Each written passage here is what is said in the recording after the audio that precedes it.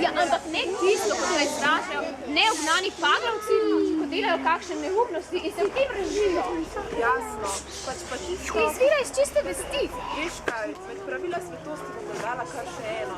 Ne skači drugemu besedo. Oprosti, samo navdušena sem nad tem receptom. Ej, mimo grede, omenila sem mirno vest. A greva k spovedi? Zdaj je zgodba, lahko pa potem. A ja, veš, to potrebujeva, da bosta najni duši lahko zares veseli. Ja, ampak poleg veselja je potrebno še vestno izpolnjevati svoje dolžnosti in pomagati drugim, kar počasih ni tako enostavno. Tako tudi Dominiku ni bilo, kaj ne? Dominik je že pri svojih 12 letih hotel posnemati velike svetnike. Tako je bil navdušen. Kar poglejva, kar se je izcimilo iz tega.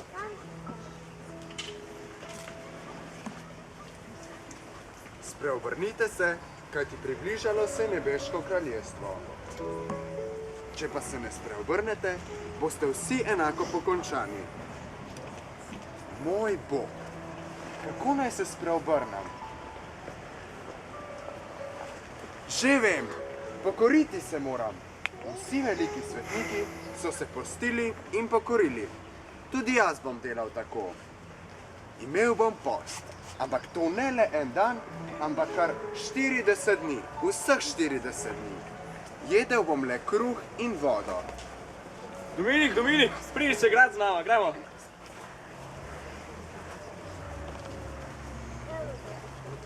Kosilo!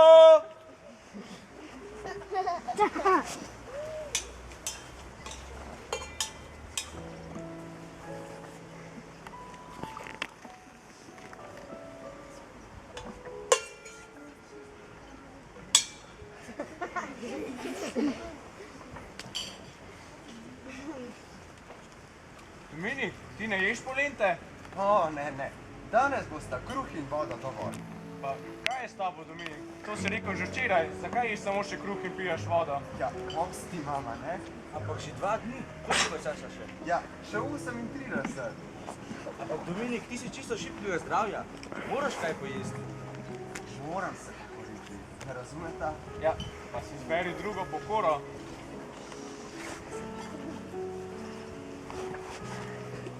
Bosko, Dominik je začel 40-dnevni post. Dominik, to res? Čemu tako? No, pokoriti se moram, kako pa?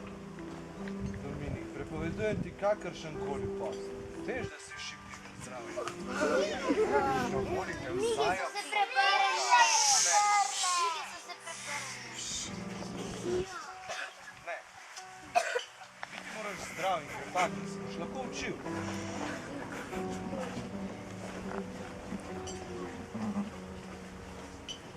Dominik je sklenil, da se bo drugače pokoril. Ko je prihajala zima, se ni pokril z odejo in to je daroval Jezusu. Kar poglej.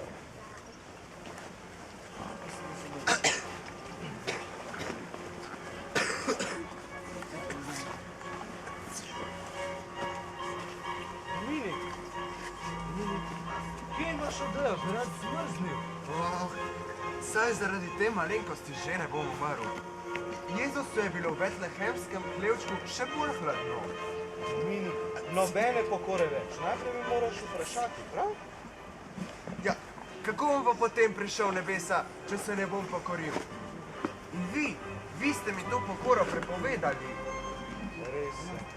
Ampak tvoja pokora naj bo poslušnost v Boga in to naj ti bo dovolj.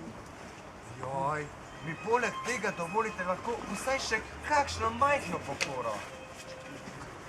Dovolim ti, da z veseljem prenašaš težave in križe vsak dan. Ja, pa to že tako ali tako počnem. Če boš to trpljenje daroval Gospodu, bo to velika zasluga za tvoje dušo. Dominik je ubogal dom Boska, ni se več postil in ponoči je lepo spal pod odejo. Dominik je zelo rad pomagal. Če je bil kdo bolan, je pristopil in mu stregal. Sošolcem je dodatno razlagal snov in nekega dne je posodil rokavičke malčku, ki ga je zeblo. Počasi je Dominik začel opažati, da je v laboratoriju vse več fantov, ki so si prizadevali za dobro in rodila se mu je veličastna zamisel. Mihael, Jožef, Janez. Pazil sem, da se vsak izmed nas skuša pomagati bližnjemu. Ampak zakaj bi to delal vsak sam, ko pa bi to lahko delali vsi skupaj? Ta ideja mi je všeč. Genialno, Dominik. Potrebujemo še primerno ime. Dominik, imaš kaj v misli? Točno tako. Don Bosco nas vedno opominja, da kdor se priporoči nebeški materi, ni nikoli razočaran. Lahko bi to družbo posvetili njej. Tako je. Mariji se treba posvečiti. Ona nam bo dala pogum, da bomo vztrajali v dobrem. Razmišljal sem, da bi se poimenovali kar po njej. Lahko bi bili Družba brezmadežne Marije. Kako se vam zdi? Če smo že družba, bomo imeli tudi svoj pravilnik, ne? Točno tako. In pokazali ga bomo Don Boscu, da ga odobri. Še nekaj. Nihče, ampak res nihče ne sme izvedeti za ta društvo poleg nas in Don Bosca. Razumete? Moramo biti tajni, kakor lahko. Razumete? Dogovorjeno. Tako je nastal pravilnik družbe. Dominik ga je zapisal in ga pokazal Don Boscu.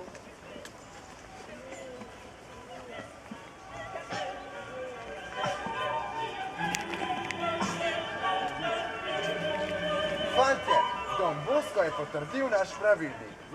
Naj vam povem le 3 izmed členov. Prvič, naše prvo pravilo bo stroga poslušnost do starejših. Drugič, izpolnjevanje dolžnosti je naše prvo pravilo in posebno delo. Tretjič, vsak teden bomo pol ure namenili temu, da se srečamo in molimo k Svetemu Duhu. Tako, zdaj naša družba lahko začne delovati. Torej, želimo delati dobro. Naša prva skrb naj bodo tisti otroci, ki šele prihajajo v oratorij. Plašni so, ker še nikogar ne poznajo. Doma to že imajo. Mi pomagamo, da jim bo lepo. Naša druga, a prav tako potrebna skrb naj bodo tisti otroci, ki so težavi. Blago jih pominjamo k lepem vedenju. Skrbeti nas mora za njihove duše. Prav, vsak naj prevzame enega izmed njih.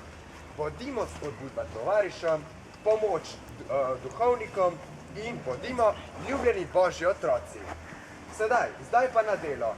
Priprošnja nebeške Matere Marije je z nami. In kaj je bilo potem? Sprememba, velika sprememba.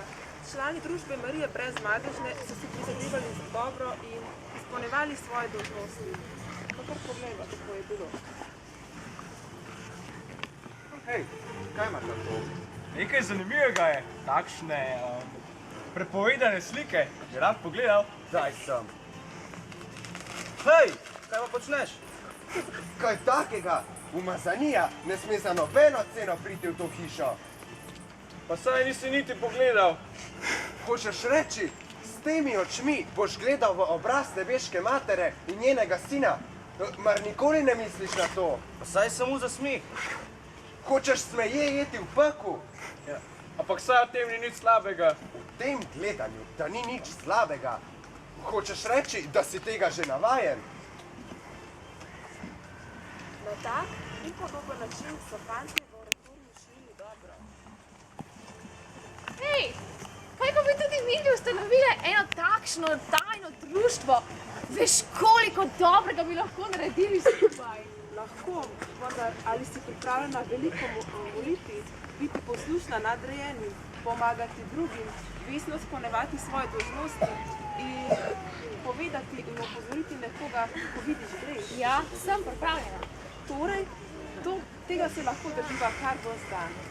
No, pa sem dobila novo delo. Sprejmem jo kot izziv.